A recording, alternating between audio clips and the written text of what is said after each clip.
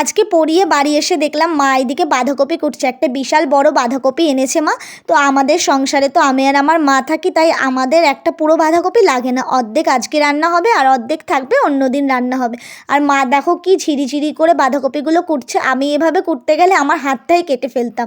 তাই আমি এইদিকে জলটা গরম করে নিয়েছি আর কি, কিছুটা রান্না এগিয়ে রাখছি।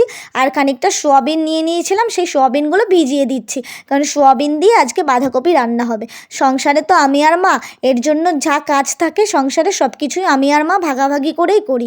আর এইদিকে একটা বড়ির প্যাকেট থেকে 4-5টা মতো বড়ি নিয়ে নিলাম। যেহেতু সোয়াবিন দেবো তাই বেশি একটা বড়ি দেওয়ার প্রয়োজন নেই, অল্প বড়ি দিলেই যথেষ্ট।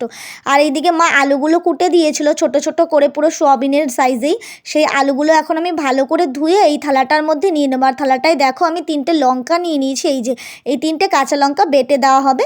তো মাই বাটবে, যেহেতু আমার না লঙ্কা হাতে ধরলে খুবই, এর আগে তোমাদেরকে বলেছি যে খুবই আর কি জ্বালা করে হাতে, তার জন্য আমি লঙ্কাটা বাটি না, শিলে মাই বেটে দেয়। কারণ আমার হাতের চামড়া খুবই পাতলা, বিশ্বাস করো আমি লঙ্কার যে কোনো জিনিস ধরলেই আমার হাত জ্বালা করে। এই যে দেখো আলুগুলো এবার আমি তুলে নিয়েছি থালাটার মধ্যে। এবার আমি একটা বাটির মধ্যে আদা খানিকটা কেটে নিয়েছি। এবার তার সাথে নিয়ে নিয়েছি খানিকটা টমেটো একটা বড় সাইজের টমেটো আমি অর্ধেক নিয়ে নিয়েছি।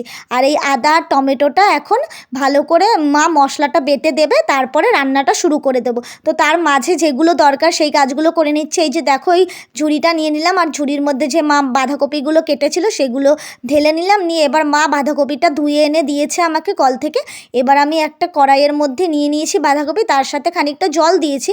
তো মনে হলো এই জলে হবে না, আরও খানিকটা জল দিতে হবে। তাই এখন আমি আবার একটা মগের মধ্যে থেকে নিয়ে জল এই কড়াইতে ঢেলে নিলাম খানিকটা। আর তার সাথে এই যে দেখো খানিকটা নুন নিয়ে নিলাম।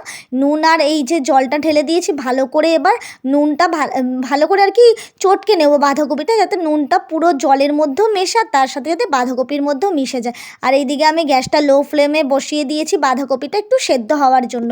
বাঁধাকপি সেদ্ধ হলে আর কি গ্যাসটা কম হয়, আর নাকি মা বলে যে তাড়াতাড়ি রান্নাতেও সুবিধা হয় আর কি। বাঁধাকপিটা এবার আমি একটু ঢেকে দিচ্ছি যাতে তাড়াতাড়ি সেদ্ধটা হয়ে যায়। এদিকে অন্য কাজগুলো করে নেব আর কি। এই যে বাঁধাকপিটা দেখো খানিকটা বসেও গিয়েছে, তাই আমি একটু নেড়ে চেড়ে নিচ্ছি, মানে নিচের বাঁধাকপিগুলো উপরের দিকে আর উপরের কপিগুলো আর কি নিচের দিকে করে দিচ্ছি, যাতে আরও ভালো করে সেদ্ধটা হয়। আর এই আমি যে সোয়াবিনগুলো ভিজিয়ে দিয়েছিলাম সেইগুলোও পুরোপুরি ভিজে গিয়েছে। এবার সোয়াবিনগুলো আমি তুলে নিচ্ছি অল্প অল্প করে। এই যে দেখো সোয়াবিনগুলো ভালো করে চেপে নিচ্ছি যাতে সোয়াবিনগুলোর মধ্যে জল না থাকে। এরকম করে সোয়াবিনগুলো আমি পুরোটাই তুলে নেব। আর এই যে দেখো আমার বাঁধাকপিটাও পুরো হয়ে গিয়েছে। আর বাঁধাকপিটা এতটা গরম না, হাত দিয়ে ধরতে আমার ছ্যাঁকা লাগছে। তাই মা এবার কড়াইটা ধরে পুরো জলটা গেলে দিল একটা ঝুড়ির মধ্যে করে। এবার জলটা গালার পরে এবার এই মা বললো যে এই বাঁধাকপিগুলো নাকি ভালো করে চটকাতে হবে। তো আমি না এইভাবে বাঁধাকপি না চটকাতে পারি না, এতটা গরম তো আমার হাতে না খুব লাগছে। তাই মা বললো একটু আস্তে আস্তে কর, তারপরে যখন দেখবি একটু ঠান্ডা হয়ে গিয়েছে তখন ভালো করে চটকে নিবি। আমি সেরকমই করছিলাম, যখন দেখলাম পুরো ঠান্ডা হয়ে গেছে ভালো করে চটকে নিয়েছি। এতটাই চটকেছি দেখো একদম এখন দলা পাকি অল্পটুকু হয়ে গিয়েছে। এবার দেখো আমি কড়াইতে তেলও ঢেলে নিয়েছি। ঢালার পরে কড়াইতে সেই তেলটা গরম হয়ে গিয়েছে। এবার আমি দিয়ে দিলাম বড়িগুলো একটু হালকা নাড়াচাড়া করে ভেজে নিতে হবে। হ্যাঁ, গ্যাসটা না লো ফ্লেমেই রাখতে হবে, নয়তো বড়িগুলো পুড়ে যাওয়ার সম্ভাবনা আছে। এই যে বড়িগুলো আমার ভাজা হয়ে গিয়েছে। আর এইদিকে মা আদা টমেটো সব বেটে দিয়েছিল, তার সাথে জিরের গুঁড়ো ধনের গুঁড়ো অ্যাড করে নিয়েছিলাম।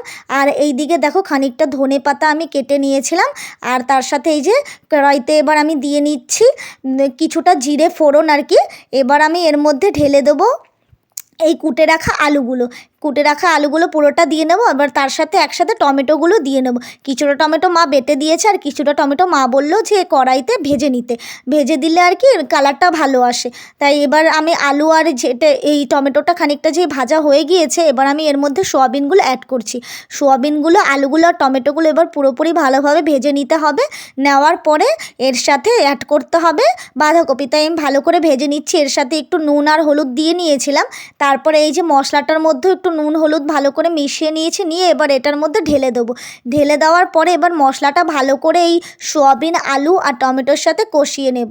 আর কষিয়ে রান্না করলে যে কোনো রান্নাই কিন্তু খুব টেস্টি হয়। বিশেষ করে সোয়াবিন দিয়ে না বাঁধাকপি খেতে বেশ ভালোই লাগে। আমাদের বাড়িতে এটা খুব চলে, আমার আর আমার মায়ের খুবই পছন্দের।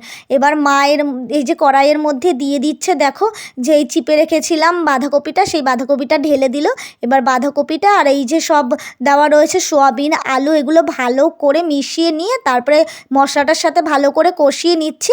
এটা ভালো করে কষিয়ে নেওয়ার পরে জল অ্যাড করতে হবে। তাই এই যে দেখো আমাদের কষানোও হয়ে গিয়েছে, পুরো মিশে গিয়েছে মশলা। এবার একটু খানিকটা ঢেকে দিচ্ছি, ঢেকে দেওয়ার পরে মশলাটা দিয়ে তারপরে জলটা অ্যাড করব। মশলাটা দিয়ে নিয়েছিলাম, নিয়ে এবার মশলাটা কিছুটা বাটির মধ্যে লেগেছিল, সেই মশলাটাই এখন এর মধ্যে জলের মাধ্যমে আর কি দিয়ে দিলাম। আর জলটা না বেশি দেবো না, অল্প জল দেবো, কারণ বাঁধাকপি থেকে না একটু জল মতো বেরোয়। আর বাঁধাকপি বেশ একটু টাইট কষা কষা খেতেই ভালো লাগে আর কি, মানে যেটাকে বলে আর কি কাই থাকবে না কোনো, একদম পুরো গাঢ় হবে যেটা আর কি। এই যে দেখো আমার বাঁধাকপির জলটা পুরোটাই শুকিয়ে গিয়েছে। এবার আমি ভালো করে নাড়িয়ে নিচ্ছি, কড়াইতে একটু হালকা লেগে গিয়েছিল, এবার একটু ভালো করে নাড়িয়ে করে নিলাম। এবার এর মধ্যে আমি যেই বড়িগুলো ভেজে রেখেছিলাম সেইগুলো অ্যাড করলাম। বড়িটা ভালো করে গুঁড়ো করে চারপাশে ছড়িয়ে দিলাম। এবার দিয়ে নিচ্ছি ধনেপাতাগুলো, ধনেপাতাটা দিয়ে এবার আমি ভালো করে নেড়ে নেব। আর দেখো ধনেপাতা যতটুকু রেখেছিলাম পুরোটাই দিয়ে দিয়েছি। এবার খানিকটা ভালো করে নেড়ে নিয়ে তারপরে বাঁধাকপিটা নামিয়ে নেব।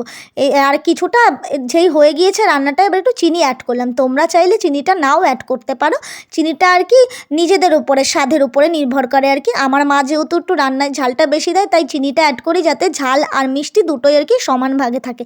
এই যে দেখো আমার বাঁধাকপি রেডি, এবার বাঁধাকপি দিয়ে ভাত খেতে বসবো। চলো আজকের ভিডিওটা এই পর্যন্তই, আবার দেখা হবে অন্য কোনো ভিডিওতে। টাটা।